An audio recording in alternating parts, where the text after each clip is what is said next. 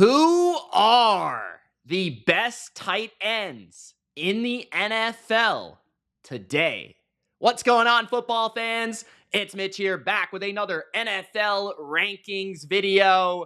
And in this video, I rank your favorite teams' tight end. All 32 starters, from the worst starter in the NFL to the best tight end in football entering the 2024 NFL season. If that sounds good, don't forget to spike the like button and subscribe for more NFL rankings just like this. We are now onto the exclusive rankings for only the Bottom Line View, no longer on Bleacher Report.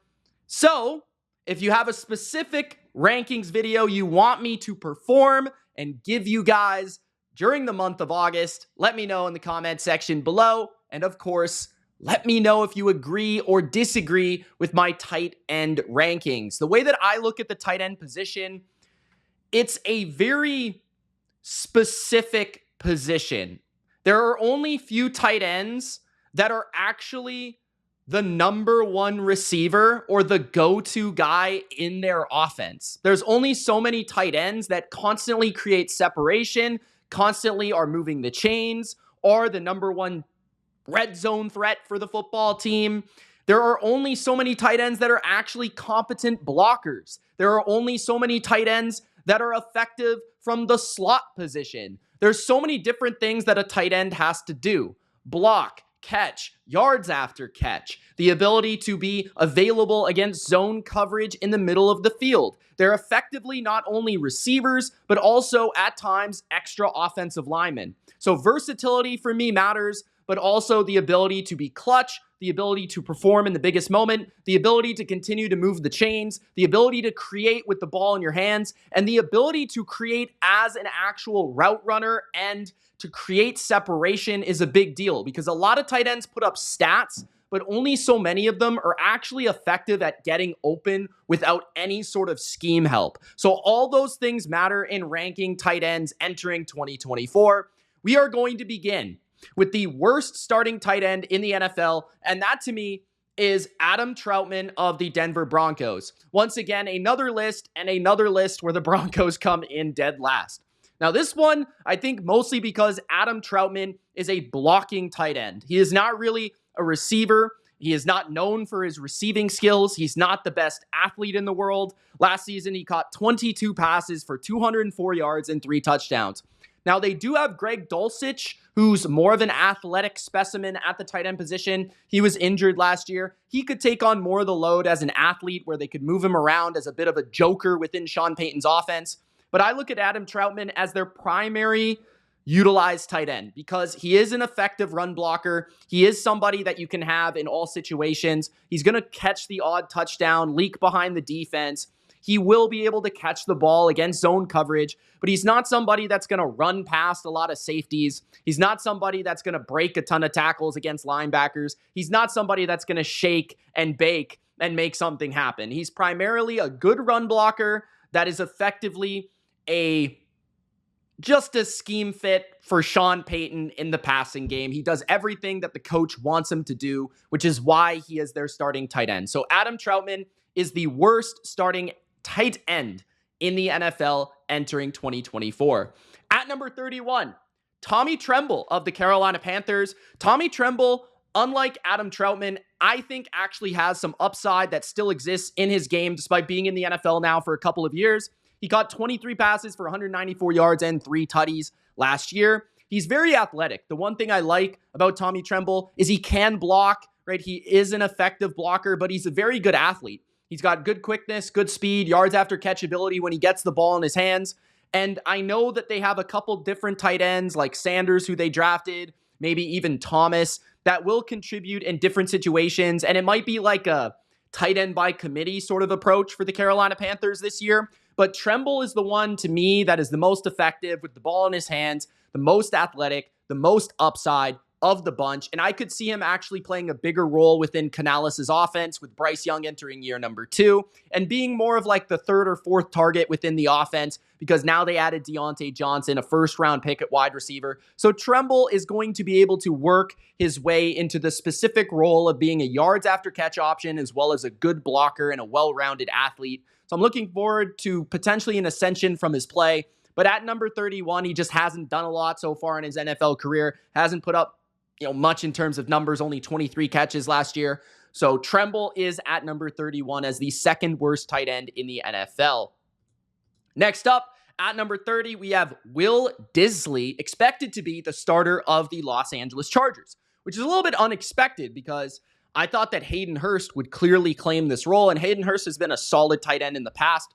But Will Dissly has been a sleeper for a number of seasons. He worked in Seattle pretty effectively in that offense with Russell Wilson, who always loved to throw the football to the tight end. He was a good red zone merchant for them.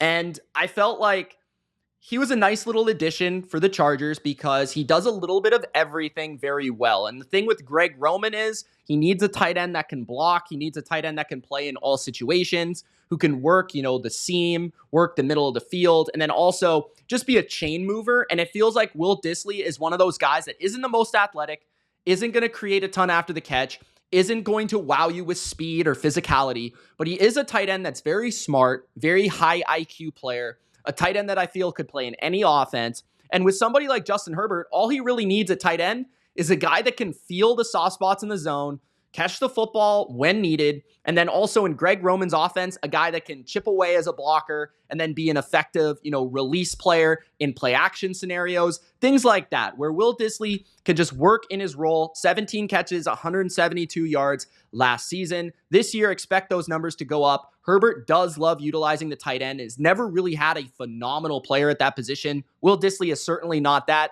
but he's just a role player in your offense. Look out for Hayden Hurst as well to contribute as a yards after catch option and a more athletic option, maybe a move tight end in that offense. At number 29, I have the vet, borderline Hall of Fame tight end, Zach Ertz, who caught 27 passes for 187 yards last year. That's a very, very, very low-end season for Zach Ertz on his resume, but he's kind of fading into retirement at this point. The last couple of years, he somehow had a little bit of a resurgence statistically 2 years ago. I believe it was 2022 with the Cardinals. He had a little bit of a spark there. Last year, didn't really show much, but this year, he's back in a Cliff Kingsbury offense, and I could see Zach Ertz once again claiming a lot of targets within this offense. The thing about Zach Ertz is, man, he's probably slower than you are. Like, the guy can't run anymore. Like, he is not very fast, but he catches a ton of passes underneath the defense because Zach Ertz has always had a great understanding of just where to find those soft spots, where to, between the linebackers, just working underneath coverage. He's very quarterback friendly, and he's just a very smart player. Like, he used to be super athletic, super twitchy, and like the ability to run routes at a high level. But now he's just kind of older. He's got very soft possession-like hands, and he is very reliable. So for a young quarterback like Jaden Daniels, it is nice to have again, borderline Hall of Fame caliber receiving tight end in Zach Ertz, who at his peak was like a top 3 tight end in football. Now he's like a borderline replacement type of tight end. But the thing that he brings is he's going to pick up your offense in a hurry, and he's going to be able to get out there and run like little sticks, option routes, just sit down against zone coverage and be able to catch the football for your rookie quarterback and give him a safety blanket to feel comfortable with. So at number 29, Zach Ertz.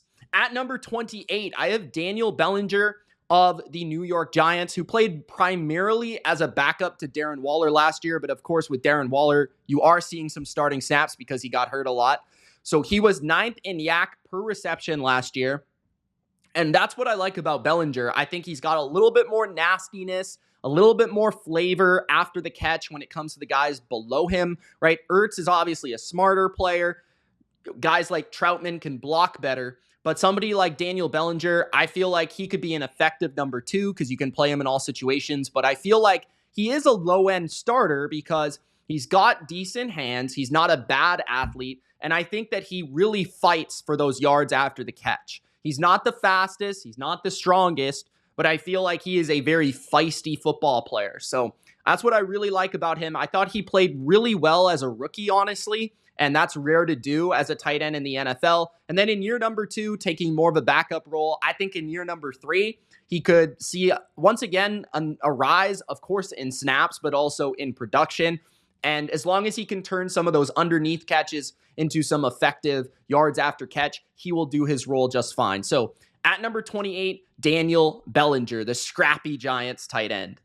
At number 27, a wicked athlete in Jelani Woods of the Indianapolis Colts, who in 2022 was 13th in yards per route run. Now, Jelani Woods did not really play at all in 2023, was injured. So in 2024, he's looking to step up as the starting tight end for the Indianapolis Colts. He's intriguing because he is huge. He's massive, right? He's like 6'7", I think, 6'6", 6'7". He's like 250, 255. Huge frame, huge size, great wingspan. I think he has like a quarterback background, maybe even a basketball background, if I'm not mistaken. The guy has like wicked athletic skills. He can also turn, some screens and some yards after catch opportunities that are manufactured for him into some effective yards because he's so athletic for that size that it's pretty special to feature within your offense. He does need to be a refined pass blocker, run blocker, all that sort of stuff. As a guy that's genuinely very young at the position, he also needs to learn more of the nuances and the small things about route running. But in terms of his frame, in terms of his wingspan, in terms of his hands, he's already showcased that at a pretty decent level. Even as a rookie in the NFL, he didn't have a bad season. So now in 2024, he could be somebody that has like superstar level potential because of the features of his athleticism. So at number 27, the Colts young tight end, Jelani Woods. At number 26, Juwan Johnson, who last year I expected to have a bit of a breakout season with Derek Carr coming to town, but it just never really came to be. It never showed up for the Saints. I don't really know why, but Juwan Johnson was disappointing despite being 6th in contested catches, having 37 catches for 368 yards, right, and 4 touchdowns. But the year previous, he had more catches with 42 catches, and he had more yards with 508 yards. And I think he had 6 or 7 touchdowns. So Juwan Johnson in 2022 was actually a really statistically pretty good tight end. And then in, the last year, 2023, he dipped in all those categories. But what I like about Juwan Johnson, he's fairly athletic. I like the way that he moves in terms of his ability to set up routes and his ability at the top of the route to shake a defender and just create that subtle separation. I think he's got a good frame to him. Overall, he's pretty athletic. He's pretty thick up top. And I think that he's a pretty good red zone weapon. Again, I'm genuinely surprised he didn't become the team's number 3 target in the passing game. But we'll see how that works out in 2024 if he can take another step forward in his game. I know that the Saints also may be a little bit disappointed in how he's become, a regular part of the offense. I think they were expecting more last year, but there are the signs and the moments of promise from Juwan Johnson. He just needs to put it together and become more confident and consistent. But overall, he's a good athlete that can run routes, can catch the football, pretty soft hands, and a good red zone piece. So at number 26, Juwan Johnson. At number 25, Tyler Higbee of the Los Angeles Rams. Now, he's a little bit lower than probably most people have him just because he's injured, and he's entering this season injured. So he's not going to be playing for the first portion of the NFL season and calendar. So that just by itself moves him a little bit further down. I also feel like Tyler Higbee, though, when I've watched him in the last couple of years, he's more been a manufactured member of the offense than he's actually been a very good tight end. I think injuries have certainly had an impact on him, as opposed to early in his career when he showed a lot of promise as a really talented player, in my opinion, like the ability to create yards after catch, the quickness that he showed, even the explosion that he showed as an athlete. He doesn't really show that anymore, in my opinion. He is very much manufactured touches, though. 13th in yards after catch, a lot of those coming on like underneath passes from Stafford, feeling the holes in the zone, and then also screen passes, like legitimately screen passes. So Tyler Higbee, 47 catches, 495 yards last year. He's like the number 4 option, probably number 4, number 5 in this offense. Of course, you've got Nakua, you've got Kupp, you've got Demarcus Robinson who gets in there. You've got Tutu Atwell to step up and stretch the field. You've got, of course, the running back Williams. So the tight end doesn't play a major role. But the thing about Higbee is he plays on a lot of snaps. The Rams tight end plays on a ton of snaps, and they play on all 3 downs. So Higbee, a lot of the time, is the only tight end on the field, and he's run blocking, he's pass blocking, he's catching a screen, he's catching an underneath pass, trying to convert that into yards after catch. He doesn't work down the field very much, and that's the area that I think needs to be a little bit better in his game, or a little bit more featured maybe, but he's primarily always like within 5 yards of the offense, and I think that kind of limits what I want in a tight end overall. Like, I'd like to see him be featured a little bit more down the field and be able to showcase that aspect of his game. But the ability to play on all downs, the ability to be trusted by his quarterback, he is still a solid player that you would want on your offense. He's just not super dynamic anymore. So at number 25, I have Tyler Higbee. At number 24, Mike Gesicki, played for the Patriots last season, former Miami Dolphin, playing for the Bengals this year, expected to be their starting tight end, although I wouldn't really necessarily say that's a lock, just because they have other tight ends that are extremely capable. We saw Sample as a solid player, right? So they have guys. I think they have like 3 tight ends that are capable of stepping up into this role, and maybe they're even a tight end by committee. But Mike Gesicki has had the most promise throughout his career, has shown the most upside throughout his career, and because he's now playing for the Bengals and not the Patriots, I feel like he could have his best statistical season since like 2021, because Mike Gesicki had 700 plus yards in 2020 and 2021. So he was showcasing top 10, borderline top 10 capability as a receiver at the tight end position. And then, last year and the year previous, Mike McDaniel's offense obviously didn't fit him because he was being asked to block, and he's not a blocker. He's essentially a receiver in a tight end's body. And in New England, the same thing, right? They like to play Pharaoh Brown and Hunter Henry over him a lot of the time because Mike Gesicki doesn't block. They couldn't really find a role for him. But in an offense that now lost Tyler Boyd, you could instantly see Mike Gesicki playing a lot of snaps, not only at tight end in passing situations, but also at slot receiver. So Mike Gesicki is a very decent weapon if you know how to use him, because he is so tall. He's like 6'6". He's got great wingspan, very good hands, and he's a very good red zone weapon. Throughout the course of his career, he's scored a number of touchdowns, and he's really difficult to hang with in like contested situations because he's got that subtle quickness. He's not the most explosive vertical fast player in the world, although he's not slow for a tight end. But I think his savviness at the top of routes and his ability to stop, start, and manipulate that route, and then also utilize his body and his frame, I think are very high-level skills, which have gone kind of under the radar the last couple of years. He showed some flashes and some big moments in New England, but overall, they just didn't really know how to use him, manufacture him touches, get him the ball, and it was very frustrating, I would think. But we've seen him in Miami in the past. When he does have a role within an offense, he can be a very effective player, especially in the intermediate level, working the kind of 10 to 15 yard range of a defense and finding those holes, and then also working one-on-one as a red zone option or even a third down type of vertical tight end. So Gesicki's promising with Joe Burrow throwing him the ball, because Burrow is so accurate and his placement of the ball is so perfection that Gesicki's body control could really give the Bengals another weapon. So at number 24, Mike Gesicki. At number 23, Luke Musgrave, already one of the most athletic tight ends in football. He just needs to stay on the field, and we could potentially see an ascension and a breakout season in 2024. Luke Musgrave was highly coveted in the draft by the Packers. He was 23rd in yards per route run last year, 15th in yards after catch per reception, 34 catches, 352 yards. As a rookie, missing a ton of games is not a bad start. Right, this was a very raw, athletic type tight end coming out of the draft, And for him to be that type of tight end and coming into the NFL and people not really knowing if he could step up and play in his rookie year and then being able to go out there and do some things at a pretty high level, that speaks to how athletic he truly is. Like, this kid is fast. He can run by people, safeties, or linebackers. Linebackers, they're going to have a tough time sticking with this kid.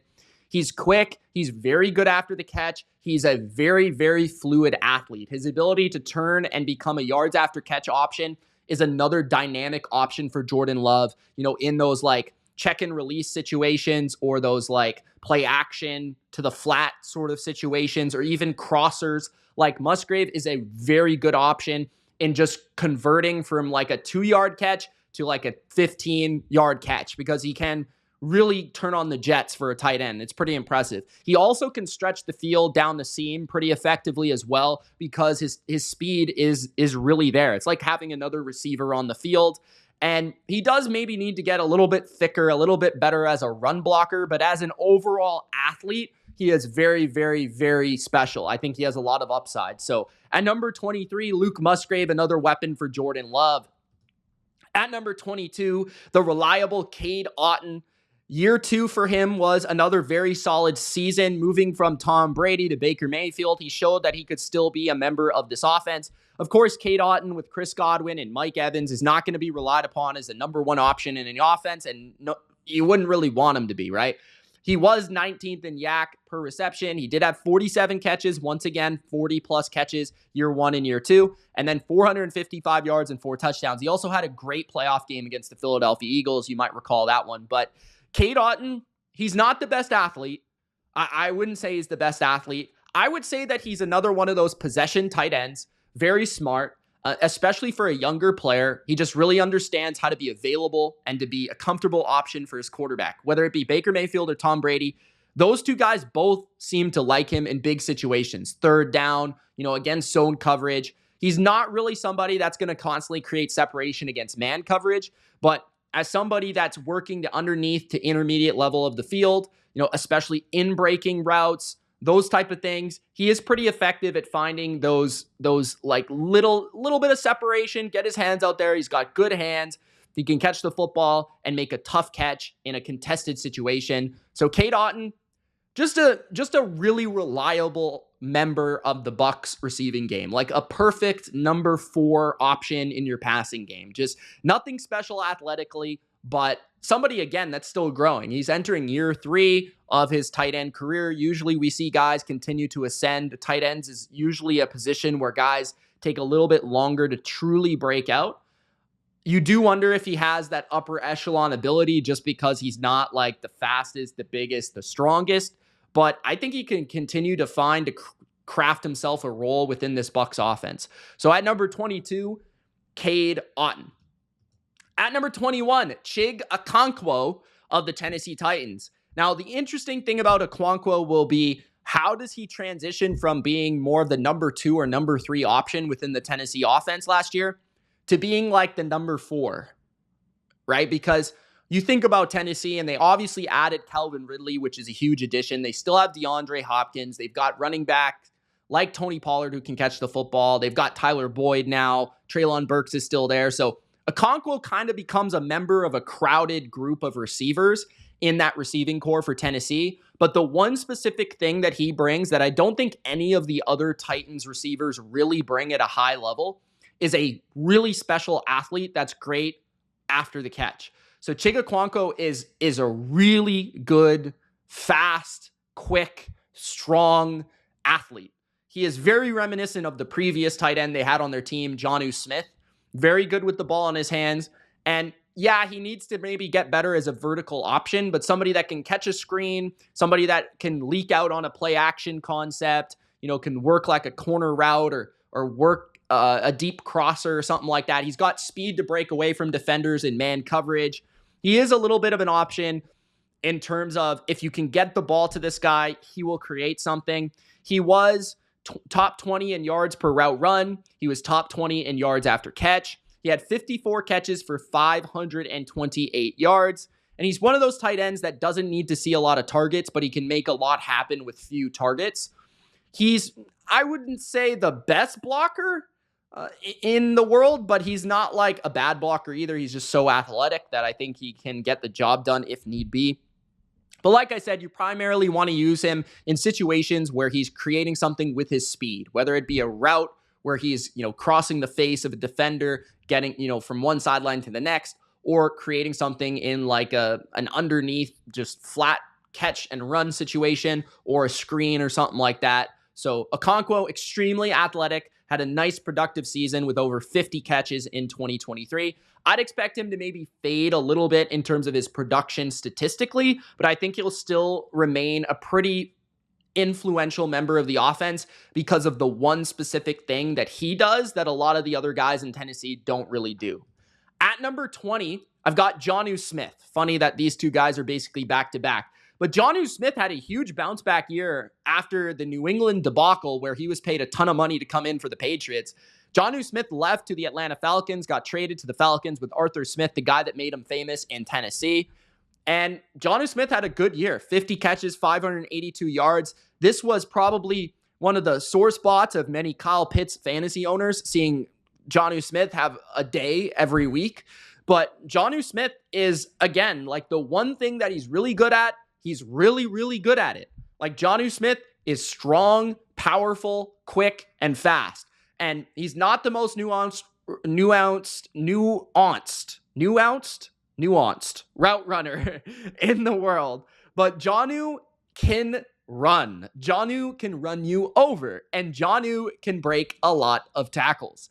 So if you want somebody that is just going to create something out of nothing, you want Jonnu Smith in your offense. Now, the understanding that Arthur Smith had that guys like Josh McDaniels and guys in New England did not have is that you need to actually feed him the ball. Like, he is a guy that you need to give the ball. He's like the Deebo Samuel of the tight end position. That's kind of what Jonnu Smith is. Not to the same degree, but pretty close. I mean, 4th in yak per reception, 7th in missed tackles forced, 11th in yards per route run. Overall, a pretty good statistical season with 50 catches and 582 yards. But the thing is, Jonnu Smith is not going to run like an intricate option route, feel the defender on his left shoulder and be able to break away to the right. Like, he's not going to stop on a dime and on a whip route or something. He's not Travis Kelce, okay? He doesn't have the nuance of the routes. He's not a great player in terms of like feeling where the soft spots are, like a Jason Witten, right?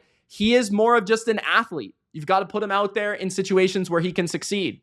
And he is wicked in those scenarios. Like, he's somebody at tight end. Few of these tight ends can make this happen, but he is a guy that could run a 40-yard touchdown just like that.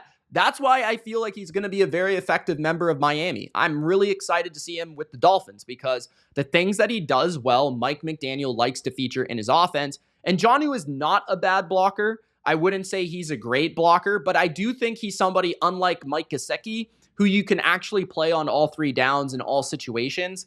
And you can now find creative ways of having another piece in your offense other than Tyreek Hill and Jalen Waddle. When everyone's paying attention to Jalen Waddle or Tyreek Hill on the left side of the field and you've got your tight end to the right side of the field and it's Jonnu Smith, you can create a matchup for him or you can create a play for him where he's catching, a bubble screen or something and he could make something happen there. So really exciting member of Miami. I think it's a perfect scheme fit for him at number 20. At number 19, Tyler Conklin. Tyler Conklin is that tight end that if you have a better tight end than Tyler Conklin, you're probably very happy with your tight end position. And if you have a worse tight end than Tyler Conklin, you're probably a little bit upset or you would like an upgrade.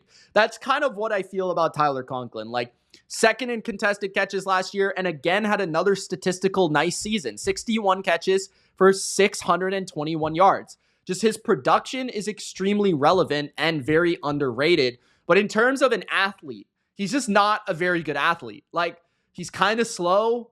He's not the quickest. He's not the fastest. He's not the biggest. He doesn't create a lot after the catch. Like, Tyler Conklin is just that guy that's really smart, very high IQ. Like with Kirk Cousins previously, he did his thing in Minnesota. He found his way to the Jets, has, with these kind of underwhelming quarterbacks, been always available underneath. So it's an easy target to throw the ball to. I think he's kind of been almost a function of being on a bad offense. And that production has come being on a bad offense with not a lot of other weapons around him. So his kind of statistics have been catapulted or pushed up because of it. I'm not trying to slander the man, but simply put, if Tyler Conklin is catching 60 passes in your offense and he is your second best receiver, you probably are not a very good offense. Like, let's just be fair, right? Let's just be fair. Now, against zone coverage, he's very good. He's probably not somebody that's going to break away from the best safeties in the league and create a lot of separation and create a lot of yards after catch or create a lot of explosive and game-breaking type of plays. He's just somebody that's going to start a drive. He's going to convert on third down. On a 3rd and 4, you can throw him a quick route. He'll catch the ball. Like, he's a very, very comfortable option for a lot of quarterbacks, and he seems to have a nice little fit in these West Coasty Shanahan type of offenses. He's not, the best athlete, but a smart player, reliable hands, and he'll get the job done. So Tyler Conklin at number 19. At number 18, a very good athlete, Noah Fant. 8th in yards after catch per reception, 32 catches, 414 yards in 2023. I'd expect Noah Fant to have a huge season this year, and the breakout kind of feels like it's been coming for a number of years, but it just hasn't yet. Noah Fant is a well-rounded player, a well-rounded specimen. He can run. He is a decent blocker, if not a better than average blocker. He's really good in yards after catch scenarios. He's actually more of he's kind of like a David Njoku sort of light, in my opinion, right now. Like, he can work the middle of the field decently well, but he's not extremely nuanced or the best, most craftiest route runner in the world. He's a little bit too stiff in terms of his overall flexibility of his body to be an amazing separator of a route runner, but he is getting better in those scenarios, and anytime he feels like he gets the ball, he does make something happen with it. He's had better statistical seasons when he was in Denver. I thought that his stats were actually pretty solid, like 50, 60 catches type of seasons. But, last year, the last couple of years in Seattle have been a little bit disappointing from a production standpoint. Now he has a new offense, new offensive coordinator. Can he find that big uptick in production? We will see, but it feels like it's coming. The Seahawks re-signed him. They are expecting big things out of him. I am as well. There are a few tight ends that are physically as gifted as Noah Fant. So that's why he is at number 18. At number 17, Pat Freiermuth of the Pittsburgh Steelers. Now, another guy that didn't have the best statistical season, but we've seen in the past what he's capable of. 32 catches, 308 yards last year, 20th in yak per reception. What I love about Pat is he combines some elements of Tyler Conklin, where he's a very safe, underneath and intermediate option for quarterbacks, but he's also, really tough. And then I think he adds a little bit more flavor in the yards after catch department. He's not Jonnu Smith. He's not Chigga as an athlete, but he's got some toughness, some grittiness, and actually a hint of athleticism where he can hurdle people, he can run around people, he can run people over just a tad, just a little bit, right? So to me, he's more of a third option in an offense, ideally, but it might be 2024. He might be the second option in the receiving game. I wouldn't be shocked. I think he has the upside to do that and accomplish that. I think he's a productive 3-down player. He's a solid blocker for sure. And overall is just a very well-rounded player that doesn't really have any holes to his game, but maybe doesn't have any super duper upside. He's not the fastest. He's not the biggest. He's not the best blocker in the league. He's not the best receiver in the league, but he's just good in kind of all areas. And especially I think the yards after catch department is where he does scream value, and a player that I think is going to prove some people wrong in 2024. I could see him having a very nice season. I think he's a sleeper in fantasy this year. So at number 17, Big Pat in Pittsburgh. At number 16, Hunter Henry of the New England Patriots. Hunter Henry, once again, had another productive touchdown season with 6 touchdowns. He was 13th in first downs and 4th in contested catches. Hunter Henry has kind of been, criminally underrated in New England because he's played with not the most ideal offenses, quarterbacks. He's not a stud, don't get me wrong, but if Hunter Henry were attached to a better quarterback, he probably would have like 800 yards a year with like 8 to 10 touchdowns a year. He's not somebody that, you would expect to be an 1,000-yard tight end, but he is a little bit better than given credit for, just because he's been on such a terrible offense in a terrible situation. But he's also been surrounded by a lot of like mediocre options as well, to the point where he can't just be the sole focus of the offense. But a lot of the times he has been the most productive and consistent Patriot receiver on the field for New England the last 3 years. So I will give him that credit. Henry is also really good on third down. He's really clutch in big situations, and he is a very good red zone option. Hunter Henry is one of those tight ends that I think he ups the nuances of his game. He's not the fastest. He's not the strongest. He's not the best yards after catch option.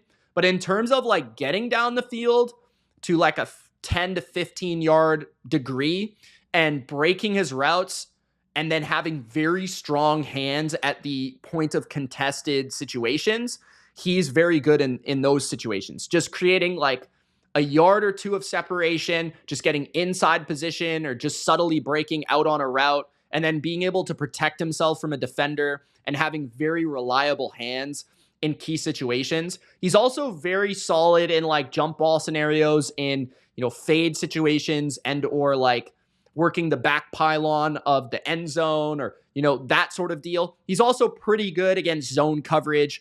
Like, he's just a very smart, high IQ tight end. Not the best blocker in the world, but not a bad blocker.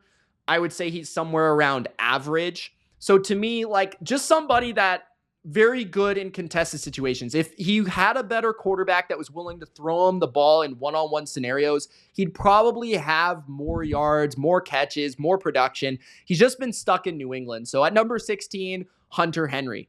At number 15, Dalton Schultz of the Houston Texans. Schultz went from the Cowboys to the Texans in 2023, and he didn't quite have the Pro Bowl level production of previous seasons with Dak Prescott, where he was spammed, like heavily targeted a lot, almost too much. In Houston, he became more of the third option, the fourth option within the offense. Of course, Nico Collins tanked Dell for half the season. You had Noah Brown, who was really productive. So the tight end played a lesser role for CJ Stroud and the Texans in the Slowick offense, and I'd expect him to be more of the fourth option in the offense in 2024, but that's for like a really good offense, right? I think Schultz we've seen him even on productive offenses be like the second option in an offense for Dallas, right? He could be the third option easily for a number of offenses. Last year, he had some pretty good stats. Once again, 59 catches, 635 yards. He was 13th in yards per route run. He was 8th in missed tackles forced, and he had the 9th most first downs in football. So he was still top 10 in some pretty important statistics.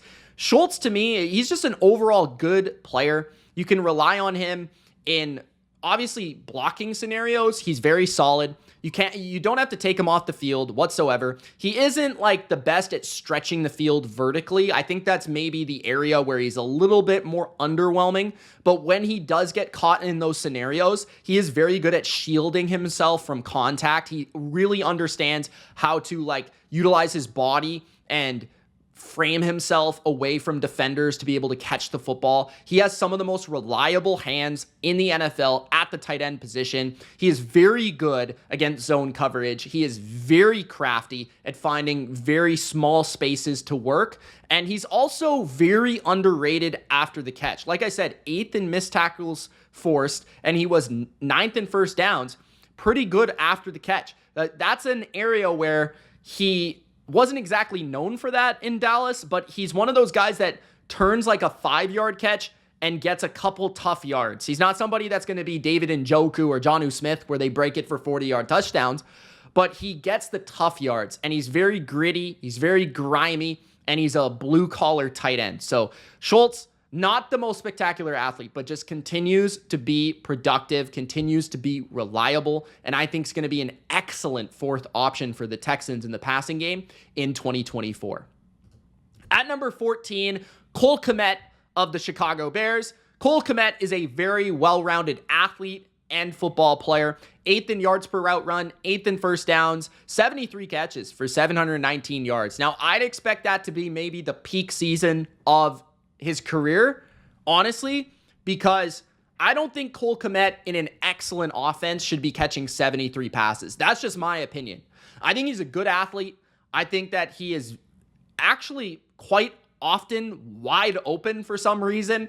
I don't know if that's the design of the offense or if that's his craftiness or what, but there's a lot of plays where Cole Kmet is like butt naked down the field and he makes something happen. He's a good red zone option. I think he is good subtly at like breaking vertical up the field and, turning those routes into big plays. He's also very reliable underneath, and he's got a huge frame. He's a pretty underrated straight line athlete. I wouldn't say he's the best in terms of like his mobility laterally. I wouldn't say that's necessarily his game, but Cole Kmet, again, 73 catches for a tight end, 719 yards. He's just continuing to stack up yards, stack up catches. He had another really solid season building upon the previous very solid season. But the thing is now he's got Keenan Allen to kind of take away from his role, right? He's got Rome Odunze as more of a possession option, right? DJ Moore is still going to be DJ Moore and do it all, but Cole Kmet kind of becomes like the Dalton Schultz, where he's a guy that was super productive in an offense previously, and his stats probably won't show that he's actually still a very good player. So you're going to have to really pay attention to the role that he plays. But a good blocker, I would say he's a good blocker. I would say he's a good athlete. I would say he's got the nuances to his game overall. It's just that he is not a super high-level tight end. He's not a mismatch weapon, but he's good in a lot of different scenarios. So at number 14, Cole Kmet. At number 13, the rookie phenom, the up-and-coming Brock Bowers. This is where I decided to put Brock Bowers because I didn't really want to rank rookies in a lot of my rankings, but with Brock Bowers, you kind of have to. He's going to be the guy for the Raiders, and he is one of the best tight end prospects we've ever seen. He can do it all. He's somebody that could be the best tight end in football one day, in my opinion. He's very reminiscent of Travis Kelce in a number of categories.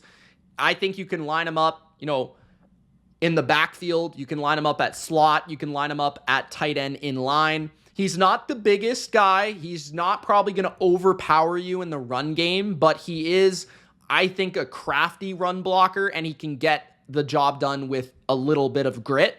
But his ability to move, I think like his flexibility, his malleability, I guess you could call it, in terms of his ability to take contact, his ability to switch directions, his ability to create yards after catch. Those are the areas where he does remind you of very elite athletes at this position. He's also very reliable with his hands, a very nuanced and crafty route runner already entering the NFL. And I could see him becoming a 90 catch type of tight end in the NFL, which is a very rare skill set, on top of not only being a guy that's going to be like reliable against zone, but somebody that could be a mismatch against man because of the way that his body is able to move and create separation against, man coverage and running his routes. So yeah, Bowers is going to be pretty impactful, I think, from day one in the NFL, and I wouldn't be shocked if he was a top 10 tight end in year number 1 in his NFL career. I actually think he projects to the NFL better than even a great prospect like Kyle Pitts because there's a little bit more uncertainty there. Bowers, to me, he's got the grit, he's got the championship mentality, and he's got the ability to be very special. At number 12, Jake Ferguson of the Dallas Cowboys. Ferguson low-key was second in missed tackles forced last season as a tight end at this position, 7th in yards after catch. So the area that he actually upgraded from Dalton Schultz, I think, is just athleticism. I think that's the area where he really upgraded the area for Dallas. There was a number of plays where Ferguson surprised you on like they needed a 10-yard first down. It's 3rd and 10, and he caught the ball at like 7 yards, and then he was able to make the first guy miss and get the first down, right? And that's all you really need when you're a tight end because you're usually a larger human being. It's hard to tackle you in the first place. But if you can make that subtle move, like right after the catch, that's a lot of what Ferguson brings to the table, as well as the ability to kind of turn and run when he catches the football and his really, really good ability to catch in contested situations. He is already showcasing like a really good feel underneath defenses, but then also I think he's a little bit more of a vertical and intermediate threat than Dalton Schultz was. He's a little bit more explosive. He's got a little bit more speed, maybe even a little bit more size to his game and his frame, but 761 yards, 71 catches in his first season as a starter for the Cowboys. Dak loves this tight end, loves his tight ends in general. And Ferguson is another one in the long line of guys, and I felt like he was like their second best receiver last year, no lie. So Ferguson will continue to be the second or third option within Dallas's passing game, and I think he could have another really good season in 2024. At number 11, I've got Kyle Pitts. Outside of the top 10, he just didn't have the production that was expected. 667 yards on 53 catches. He was 10th in first downs. Pitts obviously has the athletic profile to be the best tight end in the NFL. He's fast, he's tall, he's got rare agility for the position. But the thing that absolutely kills the vibe for Kyle Pitts has been the usage in Atlanta, being that it's been far too vertical, far too, out wide, not really being utilized as a proper tight end, and also not an option underneath and not an option after the catch. That's why his yak numbers are really poor, because he hasn't been utilized in that manner. He's often utilized to stretch a defense or get down the field or be like a true receiver, which I just don't think is really like in his game. Like, I think you could utilize him better as like a slot receiver and have him run a lot of horizontal option routes and things like that. And I think he could potentially be very dangerous in that capacity. But we'll have to see how they change his role. Maybe even like a Cooper Kupp-esque role within this Rams-esque offense in 2024 could be pretty promising for him. But I think what also really destroys his value is that he is basically a receiver. So he doesn't really provide much as a blocker, which I think really hurt his value to Arthur Smith. So that's kind of what keeps him outside the top 10 is the lack of production in recent seasons, the overhypeness of his game and his profile. But he is still, in my opinion, at 11, even despite the down seasons. I think he could definitely catapult inside even the top 5 next year, but he is number 11 for now. At number 10, entering the top 10, I have Dallas Goedert of the Philadelphia Eagles. Coming off a down year, 60 yards per game, but overall, a lot of unhealthy games for him, not staying on the football field, and just not being utilized at the same level or as well as he had been previously. A lot more targets went to A.J. Brown. Obviously, you've got Devontae Smith. Now you've got Saquon in the fold. Even somebody like Paris Campbell could maybe see some work. But so with Dallas Goedert, I think he's one of the more well-rounded options at the tight end position. If you're looking for an inline Y tight end that can block, that can run routes, that can create after the catch, that has very reliable hands, that's big, that's a traditional looking option, Dallas Goedert's one of the better options in football, in my opinion. So you might value him more than me in that capacity. He had a wicked Super Bowl, I recall, 2 years ago. But last year, he just had a very underwhelming season to the point where he doesn't even have highlights for his 2023 season. Like, I was trying to look at some of the highlights from last year, and I couldn't even find any. So, that's how underwhelming his season was. Now, he is usually utilized as, a screen option, a yards after catch option. He is actually a very underrated yak threat, and he is really good at getting down vertically down the field. Where I think he's a little bit less of an option is the underneath, stop, start, horizontal, option route capacity, even intermediate level, like in-breaking, out-breaking routes. He's a little bit less nuanced or less agile than other tight ends. He's more of a vertical linear athlete in that capacity, but he is very strong, very good hands, very reliable. When he's given the opportunity, it just feels like he's been a little bit phased out, and I'm a little bit concerned about that. But I do think that Kellen Moore could get him more involved in 2024. So I'm intrigued by Dallas Goedert this year because Kellen Moore has utilized tight ends pretty well in Dallas. So looking forward to that. But at number 10, Dallas Goedert had a tricky year in 2023. At number 9, Dalton Kincaid, who I think Dalton Kincaid is about to have a superstar-esque season in 2024. He had 73 catches for 673 yards. He ended the regular season with 87 yards and 84 yards in back-to-back campaigns in his 2 final regular season games. Then he had a pretty good game against Pittsburgh. Could have had an amazing game against Pittsburgh if you look closer at the stats. And then, a little bit of an underwhelming campaign against the Chiefs, which everybody sort of did for the Bills. But Dalton Kincaid, I think the thing that stands out for me is he is a very subtle, very, very good in terms of like subtle separation, subtle yards after catch, the movement, like the crafty movements where he's able to catch the ball and then just like quickly move out of the way and stop and start. And then his route running, I think he's a little bit faster than given credit for. I think he's a little bit better after the catch than people would give him credit for. He's got really good hands. His catch radius is phenomenal at times.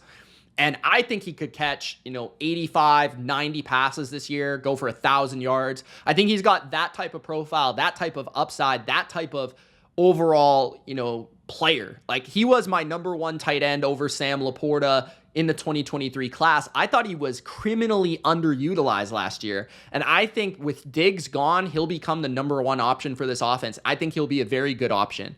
I think he's somebody that at one point in his career will be a top 5 tight end in football. And I think it could start in 2024 because of the craftiness, because of the overall nature of his route running, all those things. I think he's good against man. I think he's very, very, very good for a young player against zone. So very much looking forward to his ascension in 2024 at number 9. At number 8, Evan Ingram. Evan Ingram, believe it or not, caught 114 passes in 2023. That's unbelievable, right? 5th in missed tackles forced, 4th in first downs. Evan Ingram is, of course, one of the best athletes we've maybe ever seen at tight end. He's basically a glorified slot receiver, and that's what keeps him at number 8, despite the production, because he doesn't block. Like, he's not a blocker. He's basically a receiver, but he's listed as a tight end, right? But because he is basically a receiver, he's quicker than a lot of tight ends. He's great after the catch, right? He's really good at running short and intermediate routes. He's a very good route runner, especially when it comes to like whips, like option routes, like stop in, go out, right? Break out routes, like those type of things where Evan Ingram can do some rare things for tight ends. Like, it's very hard for a lot of other tight ends to do what he does because in short, refined, and confined spaces, he is really, really a good athlete. And then he also can create with the ball in his hands.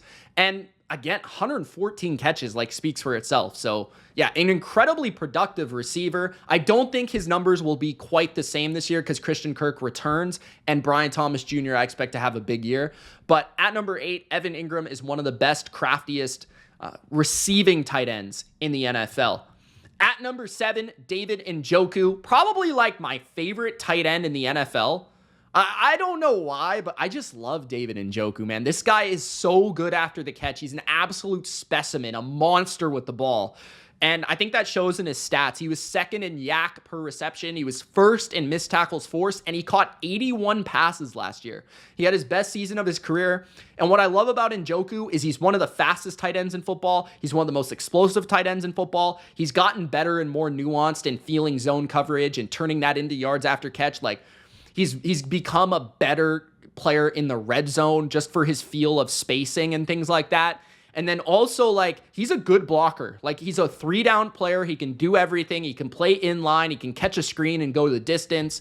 He's a wicked tight end. I love this guy. He's one of my favorite players in the league at this position. And I can't wait to see what he does. I think he's a very solid number 2 option for the Browns in the passing game alongside Amari Cooper.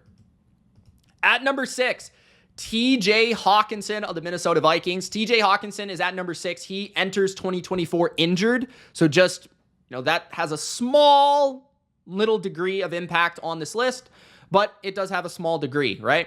Then you have 3rd in first downs, 95 catches last year, 960 yards, 5th in yards per route run. TJ Hawkinson is one of the toughest football players in the league, and there's nobody that looks more like a Viking than TJ Hawkinson. Every single catch he has looks like he just was in a car crash. The guy gets absolutely hammered. He gets annihilated, obliterated.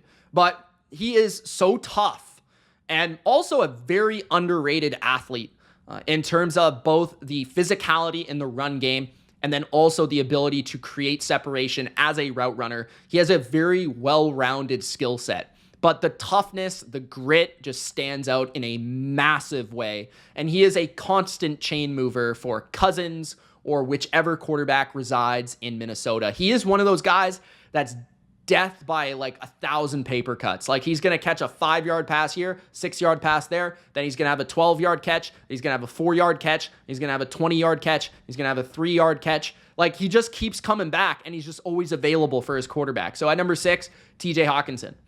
At number 5, Trey McBride. Yes, this is a little bit of a like projection, I guess, with Trey McBride.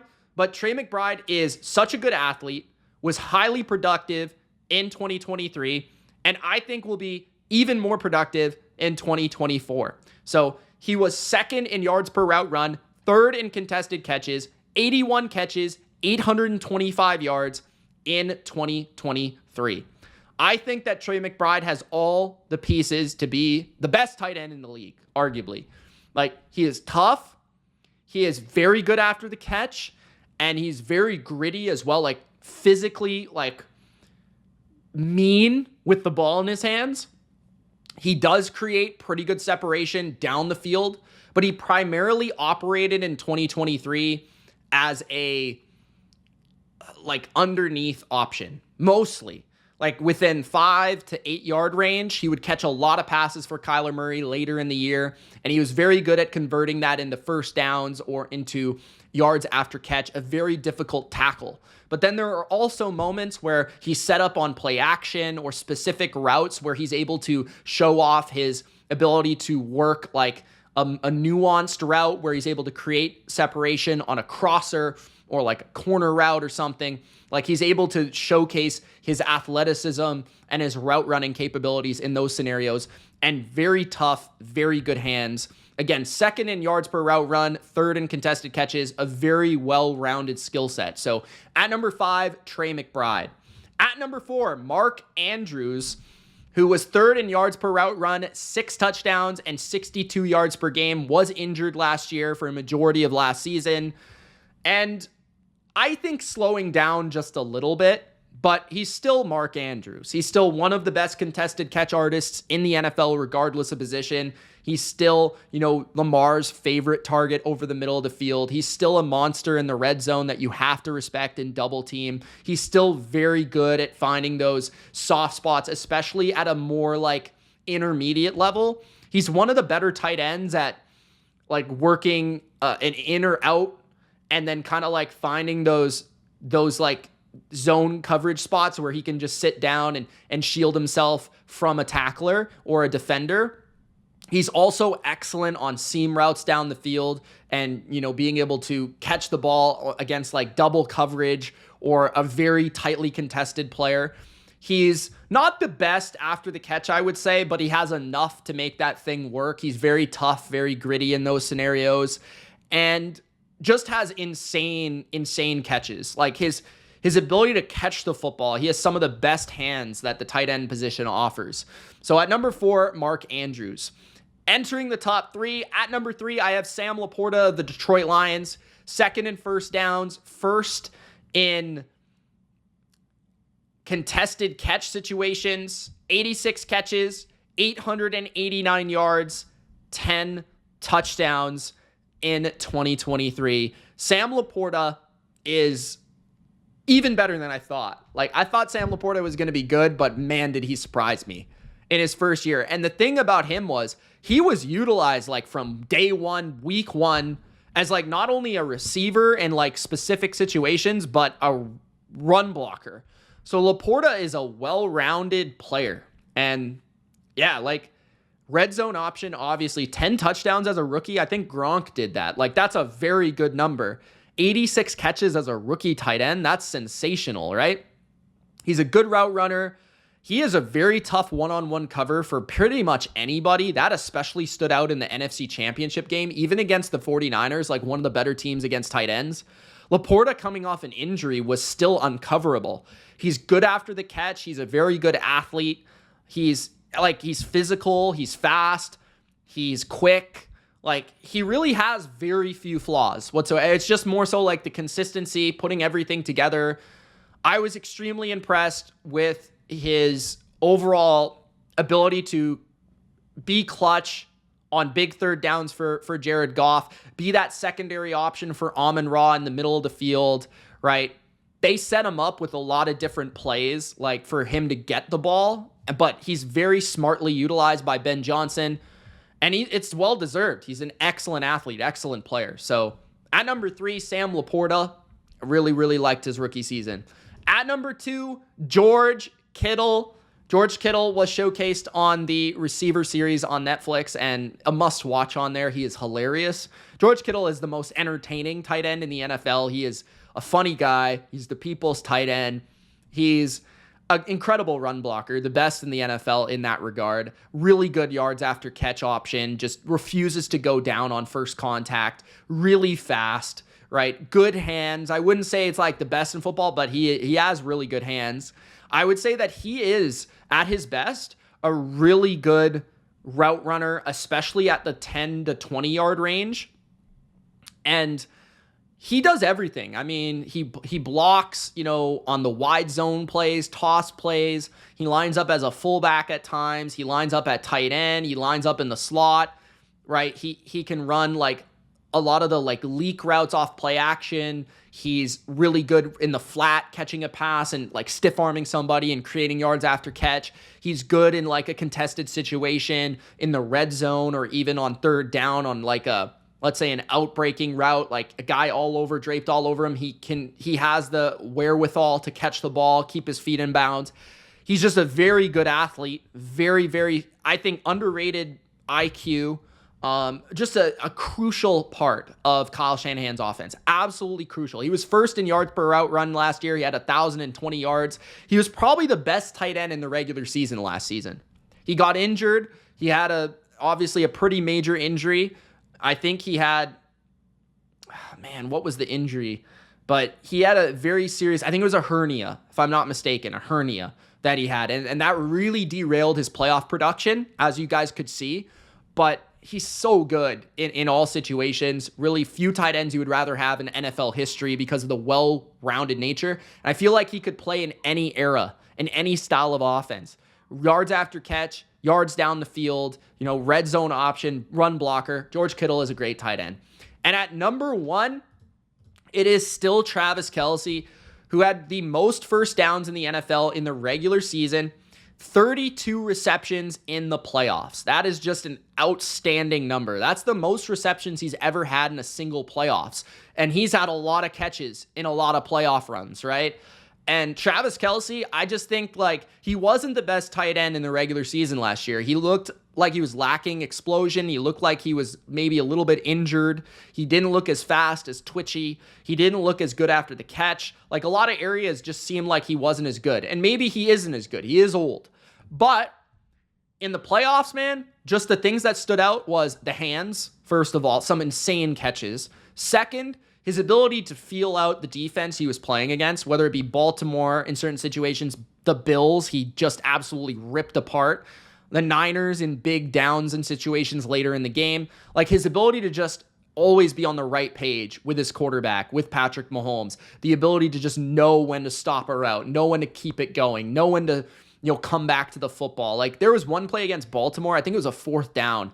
He's like running a route, he like stops, he comes back the other direction. Like it was unbelievable. The nuance, the chemistry that they showcase on a given play, it's just uncoverable in certain scenarios. It's one of the best combinations we've ever seen.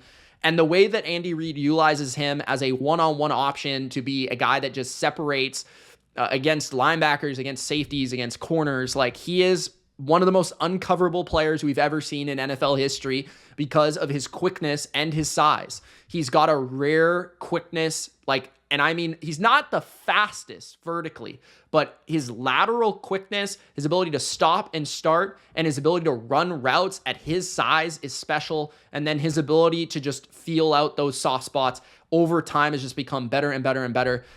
He is the tight end, the receiving tight end that everybody coming into the NFL is measured against. Can you play like Travis Kelce? Can you run those routes? Can you be savvy like Travis Kelce? Can you be clutch like Travis Kelce? So again, Travis Kelce, best tight end in the NFL entering 2024. He is slowing down a little bit. He is getting a little bit older, but because of the playoff run that he just had, he is still the best. So those are my tight end rankings entering 2024. Hope you guys enjoyed. If you did, Gronk spike the like button and subscribe. It's Mitch. Thank you so much for watching. We'll see you in the next video.